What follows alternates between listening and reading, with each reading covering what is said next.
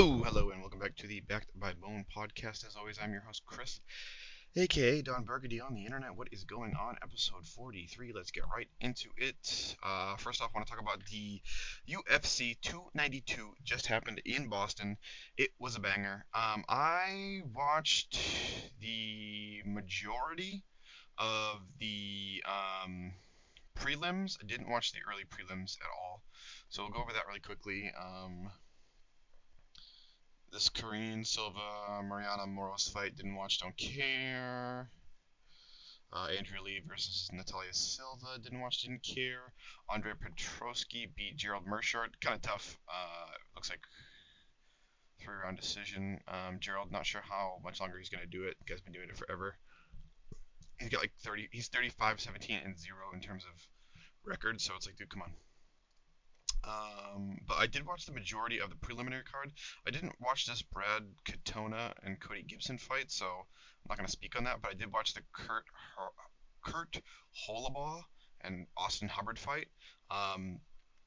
It was a pretty good fight. I wanted Austin Hubbard to win because he trains out of Mile High, which I loosely trained at for a little while, so I have a little bit of a bias mentality. But he was kind of getting the break speed off of him.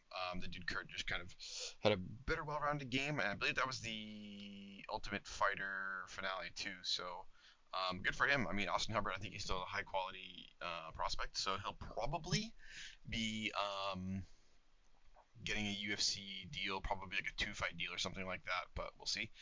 This Gregory Rodriguez fight versus Dustin Tillulin. Dennis Tillulin. When I saw them next to each other in the cage, I was like, holy shit, this dude Gregory's way bigger. I was like, he's going to beat the brakes off of him. And he does with a KO or TKO in the first round. And then the Brad Tavares Chris Weidman fight was pretty boring. Brad Tavares ends up winning by decision. You could tell that he was just working the legs on Chris Weidman, just giving him low leg kicks, and Chris could barely stand, so it wasn't that much of an exciting fight. I think this is the end of Chris Weidman's career anyway, so good for him. I mean, he didn't get injured again, so, but I mean, that we don't really know, but whatever. But onto the main card. So the Marlon Vera Pedro Munoz fight, to me was kind of boring. I mean, I thought it wasn't like, I didn't think it was terrible, but I don't think either one of these guys are going to get a title fight off of this. I mean, I expected Marlon Vera to win, but whatever.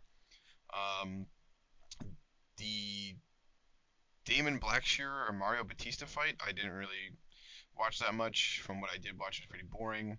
The Ian Gary Neil Magny fight, pretty boring. Ian Gary kind of just worked over Neil Magny the entire fight.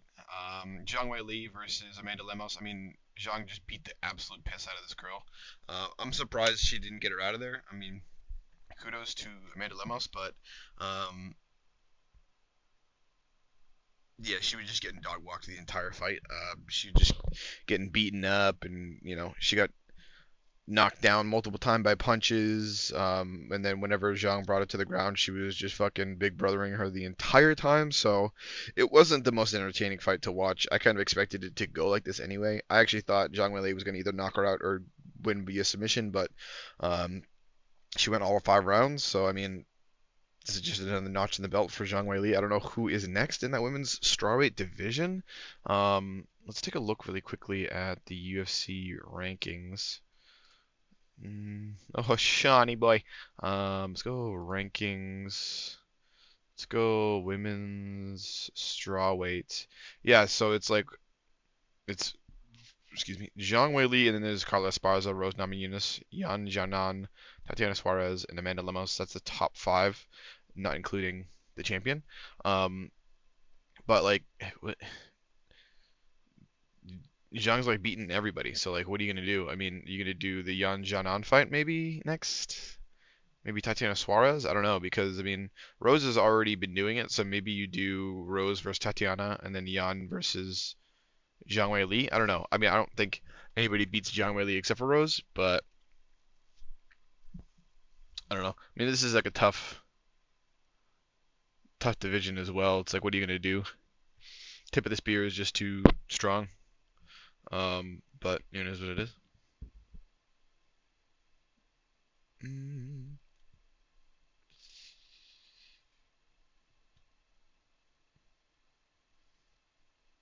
Is there no featherweight division anymore? What the fuck happened? But whatever. Um,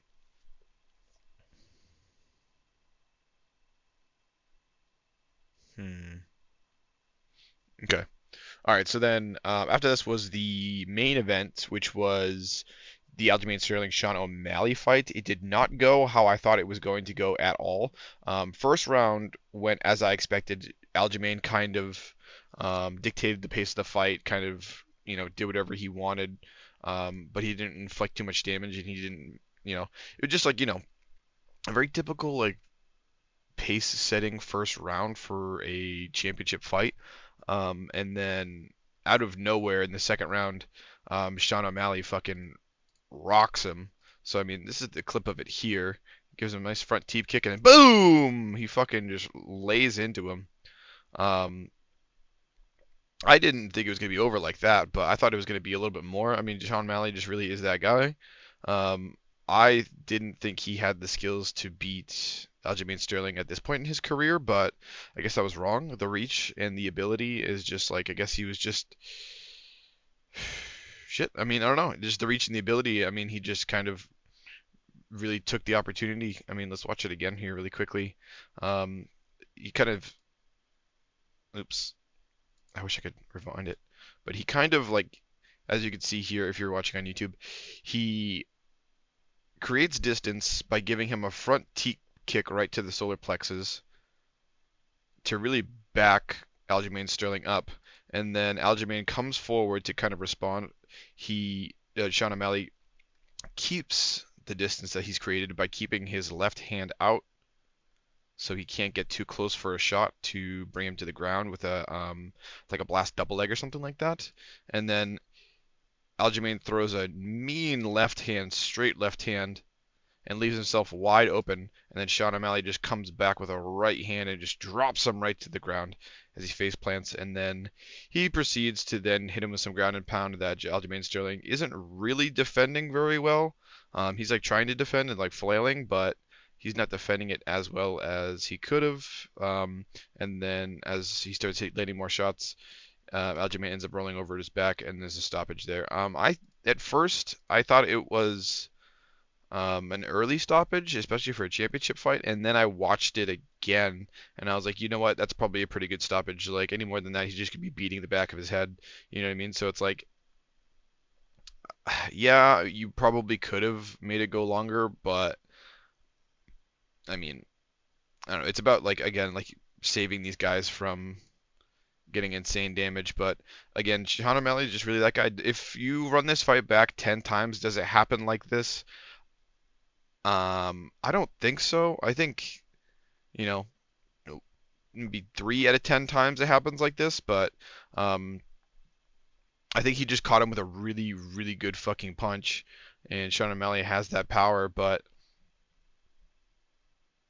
I think Aljamain's a better matchup for Sean O'Malley than this, but that whole division is pretty good. I remember I talked about this last episode, but um, where are we? So we're in the bantamweight division. So now next for Sean O'Malley, I think the coolest fight would probably be Sean versus Corey Sandhagen. But I think what they're going to do next is Marab versus um, Sean O'Malley. I think Sean also called him out, but I don't know how this is going to go. I think this belt is probably now that Aljamain's out. I think this belt is going to switch hands a couple times. Um, I don't know if Aljamain's gonna be done after this. We don't know yet. I mean, still got a lot of killers waiting in the wings. I mean, a lot of guys ready to fight again. I mean, I say the most entertaining way for me personally for this to go down would be for Sean to beat Marab, and then if he beats Marab, he fights Corey, and then if he beats Corey, he then fights Marlon. Because I'm assuming that Marlon's gonna be winning more fights and getting another chance, and then you just run the rematch because Marlon's one of the guys that actually beat Sean. And Sean's beaten everybody here, or at least fought them, except for Henry Cejudo and Marab. So again, you have him fight Marab next. Henry Cejudo, I don't really care. I don't really care to see him You know what I mean? And then you have him fight Corey, and then you have him fight Marlon again, and you kind of milk that for all it's worth. But um, a really good card. I'm not gonna lie, I was falling asleep during the main event because it was like 1:30 in the morning or something like that, and I was like really trying hard not to fucking pass out. But I ended up making it, but it was a struggle for sure. But totally worth it because I was like, it got to the last fight, the main card, and I was like, oh fuck, please let this end quick, and it ended in the second round. So thank God. But next card is going to be Fight Night between Max Holloway and the Korean Zombie. That's this Saturday, August 26th. It's crazy. August is already fucking over, dude. Holy fuck. Um, I probably won't be watching this. I don't know what I'm doing this Saturday yet, but this doesn't really seem like a really like interesting card. Um, Looking at it now, looking at the preliminary card, um, I don't care about any of these fights, and I don't really recognize a lot of these names. The main card itself actually isn't too bad because it starts off with Junior Tafa and Parker Porter. That might actually be a banger. Then there's Aaron Blanchfield versus Talia Santos. Don't really care. Um, there's a bantamweight fight with Rinya Nakamura versus Fernie Garcia. I don't know either of them. This Giga Chikadze and Alex Caceres fight, that's actually might be a banger. I would think Giga wins. I mean, um, I don't really know most of how this is going to go in this main card, so I'm only going to give my predictions for three fights on the card, which is going to be the Giga Chikadze Alex Caceres fight. I think Giga wins. We have the co-main, which is a light heavyweight fight between Anthony Smith and Ryan Spann.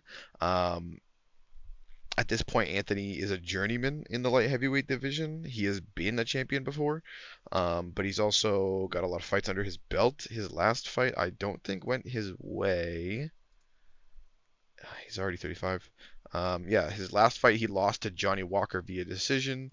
In 2022, he got fucked up by Magomed Ankalaev. He only fought one fight in last year. Um, in 21, he actually fought Ryan Spann and beat him via submission. And then he also, a fight before that, he beat Jimmy Crute via KO or TKO. Um, so, I mean, this is a strange rematch between Anthony Smith and Ryan Spann. So, I guess they're running it back. I don't know. I don't know who's asking for this fight, but whatever. I like Anthony Smith, so whatever. But I'm going to assume that he wins. And then you got Max Holloway versus the Korean Zombie. Um, I think Max wins hands down. I think he's just a fresher fighter at this point in his career. And also the Korean Zombie is pretty old. Singapore Indoor Stadium, huh? Interesting. It's in Singapore. That's cool. I'm surprised it's not in Korea. Um, but I don't know. I think it'd be interesting. Maybe I'll watch this. I don't really know yet. We'll see. After that, it's going to be another fight night between Cyril Gahn and Sergey Spivak. This is going to be Accor Arena. Where the fuck is this? This is it's in France. Okay, cool. So that card's at that main card starts at 3 p.m. Eastern Standard Time, Saturday, September 2nd. So I might actually watch this just because of the time. I don't really see any other cool fights on this card. Anything on the prelims? Nah, nothing really. I mean, this is just another fight night. I mean, 293 is going to be the next biggest banger. It's Israel Adesanya versus Sean Strickland. I haven't really talked about this yet, but I'll talk about it now. Um, I didn't expect this matchup to be made, but I'm going to give some brief predictions on this before I get into everything else. I'm going to look quickly at the early prelims. This is going to be in Sydney, I think. So, damn, of course, main card starts at 10 p.m. I probably won't watch this because this is going to be super fucking late. Early prelims, nobody I recognize. Prelim card, um, nobody I recognize. Main card, you have Tyson Pedro versus Anton Turkalj. I don't know how to pronounce that.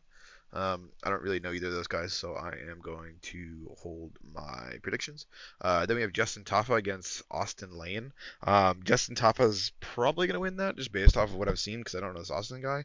So it's a heavyweight fight. And then you got a flyweight fight of Kai Kara France versus Manel Cape. That's probably going to be a really good fight. I just think Kai Kara France probably wins this just based off of name value alone. And I think he's also just fought in tougher opponents. And then we got the co-main of a heavyweight fight between Tai Tuivasa and Alexander Volkov. I think this is going to be a hard matchup for Tai just because of reach alone.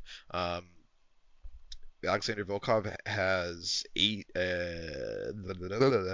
has 5 inches in reach and 4 inches in height. So it's going to be a weird matchup, especially since Alexander Volkov, from what I remember, uses a lot of kicks in his arsenal, whereas Tai Tuivasa not so much. He's more of the phone booth brawling boxer, gets in close with a lot of dirty boxing. Um, and Alexander Volkov's a little bit more of a traditional martial artist in the sense that he likes to keep range and distance with a lot of kicks and then finish you off with flurry of punches or something like that. But he has really long legs, which can be very dangerous, especially in the heavyweight division, because there's not a whole lot of guys who can use their kicks toward their arsenal. I mean, I'm thinking Cyril Gane off the top of my head because he's an insane kickboxer and he's insanely athletic. So um, I would say that based off of matchup wise, Alexander Volkov wins. But in my heart, I think Tai Tuivasa is going to win just because he's like a surging fighter right now, and he's been um, picking up a lot of good wins. Looking at his fights from 2022, he lost a bunch of them actually. So his first fight was in February. He beat Derek Lewis. Second fight, he lost to Cyril Gane, which I get. And his third fight, he lost to Sergey Pavlovich, who again I get. Like Sergey and Cyril are like tip of the spear in the heavyweight division. Looking at the heavyweight division now, John Jones obviously sitting at the top, and there's Sergey Pavlovich, Cyril Gane, Stipe Miocic, Tom Aspinall, Curtis Blades. That's the top five. Tai Tuivasa sitting right outside the top five at number six, and he's fighting Alexander Volkov at number eight. So if Ty has had issues with guys who are high level kickboxers, obviously like Cyril Gane before, then I don't think he's a good matchup for Alexander Volkov. So yeah, I don't know. We'll see. I think he's like still got a long way to go in his career, and he's still got a lot of upside, but it's gonna take him a little bit while. I think Alexander is going to win that one. And then you have Israel Adesanya versus Sean Strickland. I think Israel is a terrible matchup for Sean Strickland. I think Sean Strickland's probably going to get fucked up here, but he's a tough guy, so I don't know. We'll see. Sean Strickland's no punk, no pushover. I'm kind of surprised he got this fight.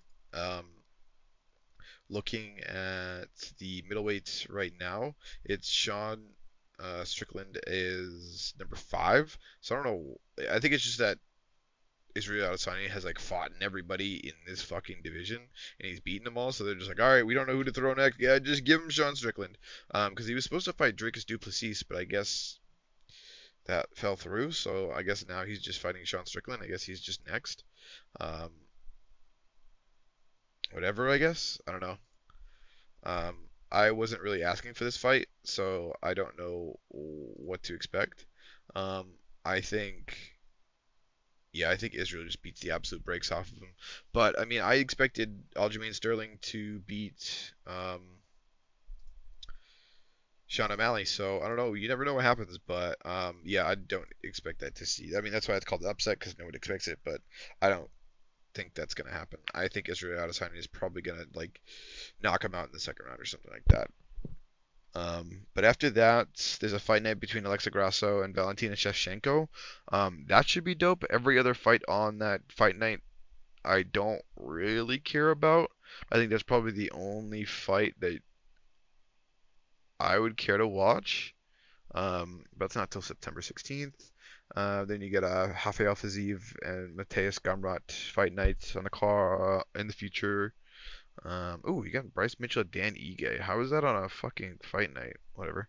Um, And then obviously 294, which is October 21st, is Makasha of Charles Oliveira. That's going to be sick. You've also got Hamzat Chimaev, Paulo Costa, and then a Nasruddin Imavov and Ikram Aleskarov fight. This card right here, this 294, is probably going to be built out to have a whole lot of crazy good fights on it, so keep an eye on that. But I think that's going to be it for the UFC portion of the card. Um, I wanted to briefly bring up Premier League because I said I was going to try and get into it, but I completely forgot when it started up again. So there's been one full match day without me even noticing it. Looking at any of the matches, I didn't really see any cool matchups. And then there's actually a Crystal Palace Arsenal game today at 3, so maybe I'll watch that while I'm at work. I'm not really sure. I might try and do that because I got nothing better to do. But done. And then Tottenham ended up beating Man United. Good for them. Let's take a look at match day 3. I don't know what Luton Town is. I'm not familiar with them. This Arsenal Fulham game might be good to watch. That is August 26th, 10 a.m. So this Saturday, maybe I'll try and watch some Premier League. Newcastle Liverpool. This might actually be a good match to watch as well. But yeah, just trying to find a Premier League team to root for. But yeah, I'm just like looking at this quickly. Um, some other teams in here I'm not familiar with, but yeah, I'm gonna try and find a team I like and try and stick with the team. But that's it for the Premier League, really briefly. NFL, I just wanted to say this really quickly. Preseason is almost over, thank fucking God. Week 1 starts September 7th. That is in how many days? Can we open this? Um, it's in 2 weeks. All right, so 2 weeks from today, we'll have week 1 of football. So I'm going to go through with all of my picks on that. Once I have more to talk about, I'll probably have longer podcast episodes than around the 30-minute mark, just because I'll have more to talk about here. So, I mean, whatever.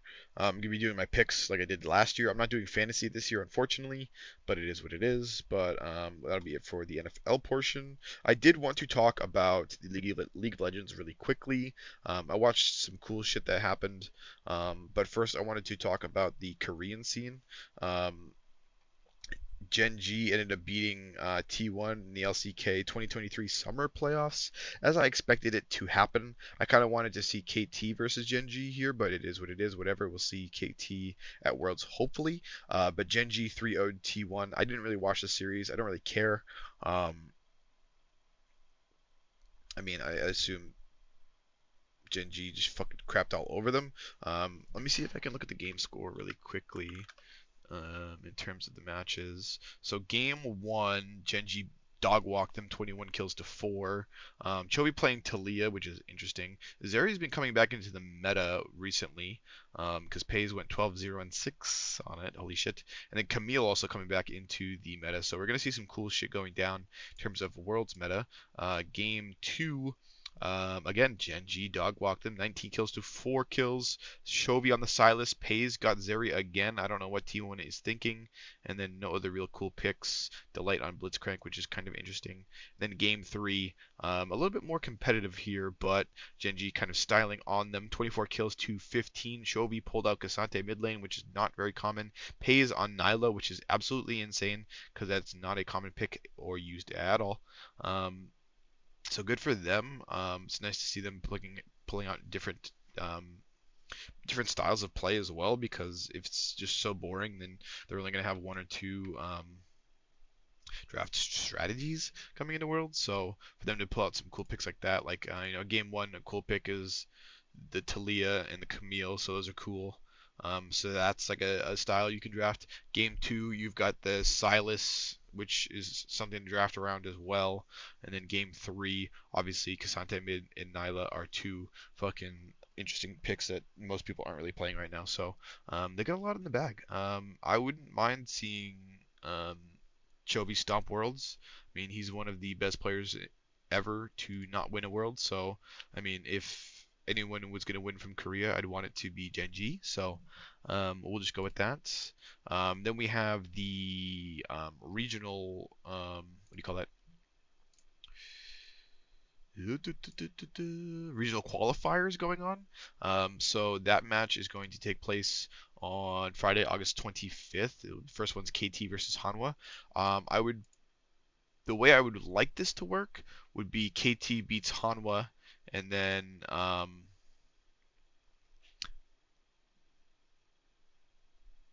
Damwon beats DRX. Then it's Hanwha versus Damwon for the qualification match, and then whoever joins from there or wins from there, I don't really know because I would like to see Hanwha or Damwon go because for the players on Hanwha Life, I really like Viper.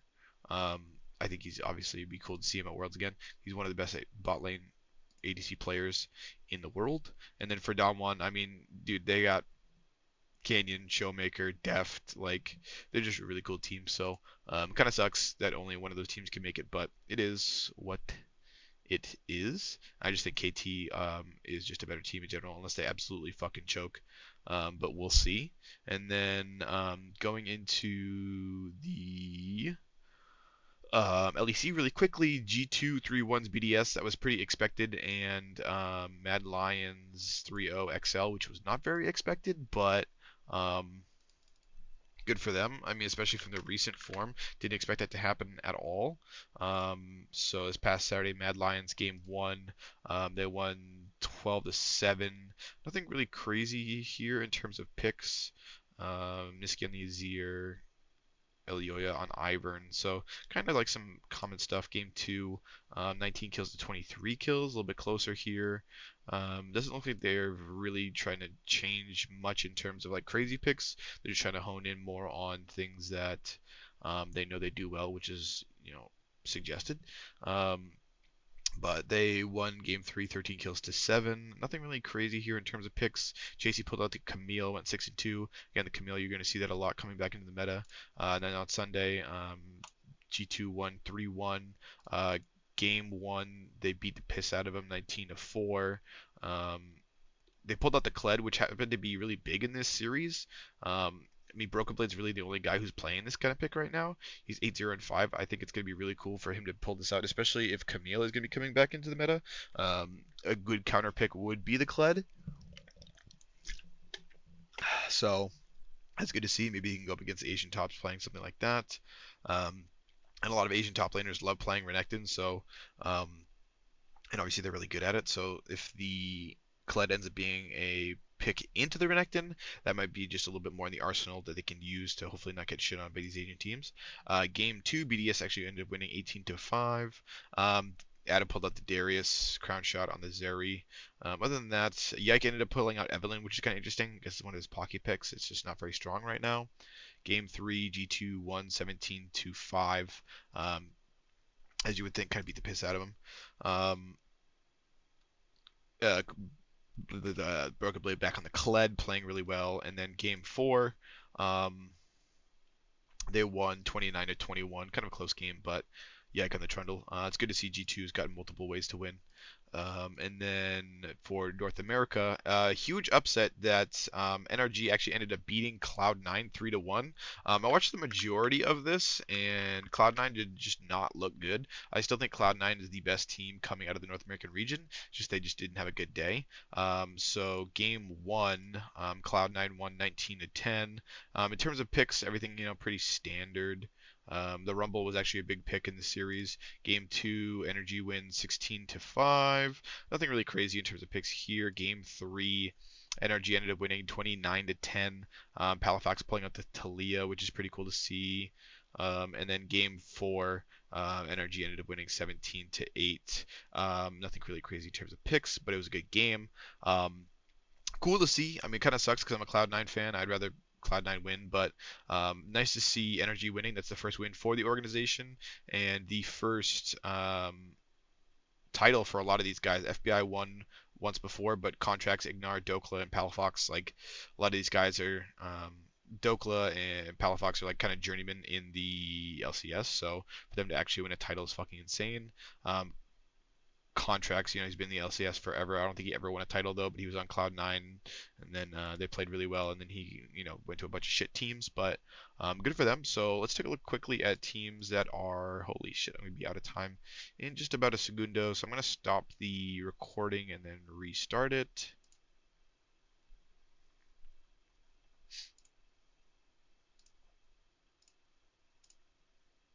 All right, so this one's actually going to go over half an hour, so you guys are lucky. So we're going to look at the teams that have been qualified to Worlds already. So this Worlds is going to be fucking nasty this year, so keep an eye on that. Definitely with the Worlds qualifying series as well, which is one team from North America and one team from Europe. So whoever wins is going to have a fourth seed. So that's kind of cool. Just more games. All right, so teams that have qualified so far. So it's Genji and T1. Both of those teams have qualified. So two more teams from Korea need to qualify. We already know the four teams from China. It's JDG, BLG, LNG, and Weibo Gaming. Um, Watch out for China. China #1 this year. It's time to fucking learn Mandarin because these guys are gonna come in and they're gonna put their dicks on the table and you're gonna have to look at it. They're gonna be nasty this year. You got a whole lot of cool fucking players on these teams, so I mean, the whole JDG roster is absolutely absurd. The whole BLG roster, those guys are firing on all cylinders. LNG, I mean, you've got Tarzan, Scout, and Gala. Like, come on, man, these guys are cracked. And then Weibo, I mean, you've got the Shy, and Xiaohu. I mean, they're just really, really good fucking players and really good names. I didn't really want Weibo to go, but it is what it is. I mean, to see the Shy and Xiaohu at Worlds again is cool anyway. So whatever. For the LEC, you've only got G2 and Mad Lions so far. If I had to guess from the LEC, um, teams I would guess would probably be um, so it's G2 and Mad Lions already. I would think it'd be XL and Fnatic would be the other two teams. I think it'd be G2, Mad Lions, then Fnatic, and then XL goes in that fourth place spot for the international wildcard thing or whatever that is. So that's how I think that would go. North America, the four teams are NRG, Cloud9, Team Liquid, and Golden Guardians. Golden Guardians has to play in that international qualifier game anyway. And then Detonation Focus Me is the Japanese team that made it, even though they just had a bunch of like weird shit happen. Like, let's see, where is it on the thing, like some weird shit that they did for like bullying or something like that. Yeah, like they did like something weird, like, and they got like fined a bunch of money for it. So I mean, whatever. I don't really care. I don't really follow them that heavily, but I just thought it was fucking really strange. Um, but yeah, I mean, I think that's gonna be it for the League of Legends portion. Next games coming up are basically just LEC. LEC is the only one that's running right now, so LEC is gonna be the only one airing until Worlds happens, which is coming up relatively soon. So next games are gonna be, I think, these loser bracket games. So let's take a look really quickly at the yeah, so it's going to be this Saturday and Sunday. It's BDS versus SK, then XL versus Fnatic. The way I see this playing out is I think BDS wins, I think Fnatic wins. So then it's going to be Fnatic BDS to see who goes next, and then they'll go from there.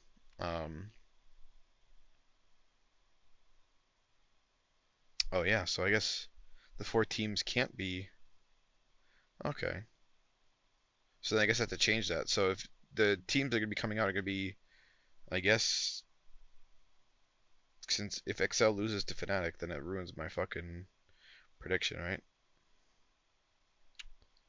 Oof. Yeah, because top four goes to Worlds, so then I guess it would be G2, Mad Lions, BDS, and Fnatic, if that's how it works. I guess. Oof. Kind of sucks. It's basically this weekend is going to determine who goes to Worlds. It's out of four teams, there's only two spots, obviously, so it's going to determine who goes to Worlds from there. So that's pretty fucking crazy. So this weekend, very big implications for Europe. Um, wow, that's nuts. Then when is this round three? Round two. Round three isn't until fucking September 9th. Well, Jesus Christ. And finals is September 10th? Jesus, man. And then when is Worlds? Here it is. Worlds qualification match is October 9th. Okay. And then Worlds starts. No, I don't care about this. I just want to go. I don't want the Worlds qualification series. I want the actual World Championship. There it is. It starts October 10th.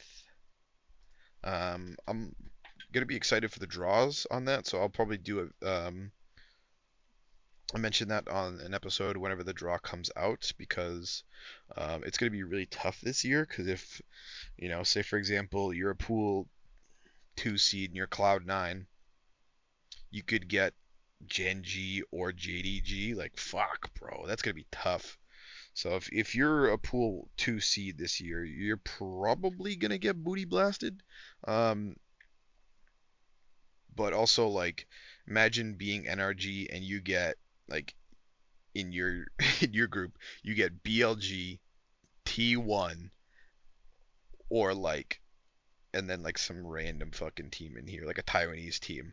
Dude, that would be so bad. So if you're NRG, imagine getting BLG, T1, and like some PCS team. Oof. God, that would be so fucking unlucky. I feel like that's something that would happen for sure, though. Like, ugh.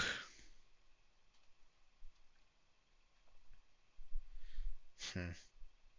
Or like, imagine you're, let's say G2, and then you get like LNG, Cloud9, and like a Korean team in there. That's gonna be tough. Eesh. Jesus Christ. Yeah, these groups this year are gonna be fucking gross. But it is what it is. And then I want to talk quickly about Gamers8, which was a CSGO tournament that happened recently where Team Vitality ended up taking the whole thing. I didn't really watch the majority of this. I just watched a little bit of it, but it was a pretty cool tournament in terms of the way it turned out because Heroic and Vitality were on the other side of the bracket, and at the time, Vitality was like what ranked the second best team in the world, I think, at the time.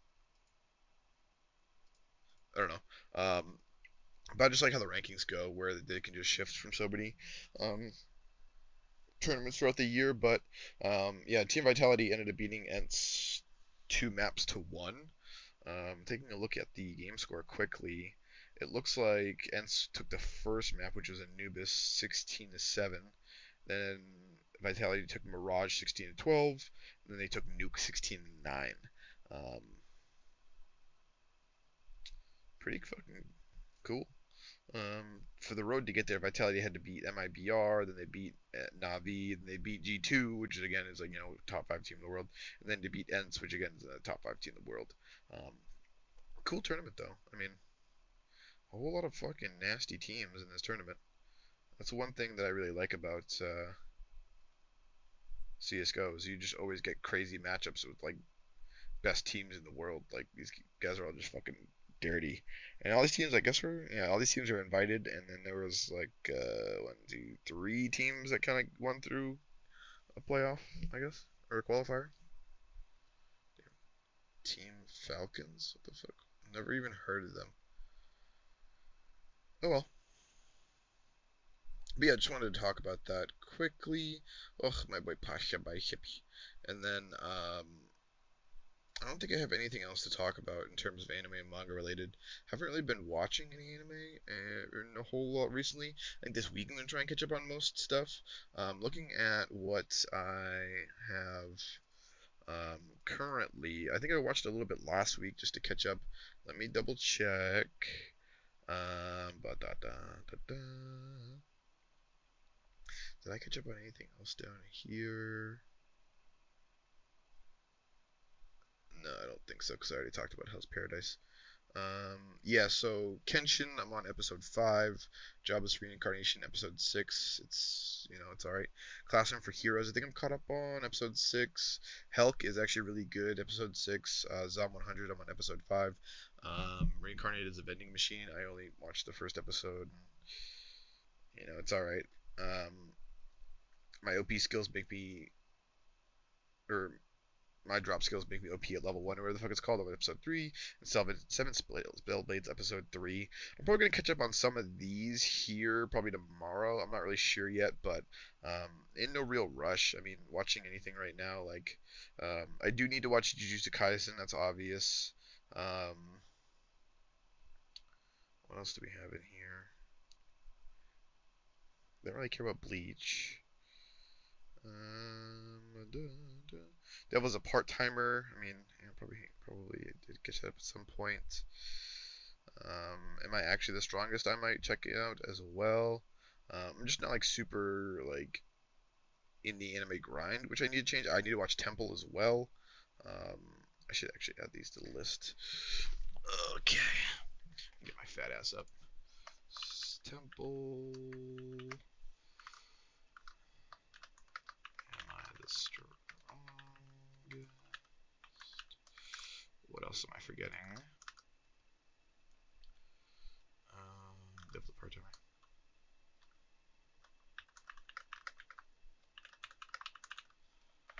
And then what else? Because even if I don't watch these, if I have these on the list, I'll have a list of things to go back and watch instead of like going through and like having to remember what came out on this time and all this bullshit. Um, but yeah, I think that's about it. I don't really care about anything else here. And then let me take a look at next season really quickly. 23. Spy Family, Doctor Stone. Oh yeah, I need to go back and watch Doctor Stone. Tokyo Revengers. Yeah, so Doctor Stone from Spring 23 and the Demon Slayer Swordsmith arc. I need to watch that as well.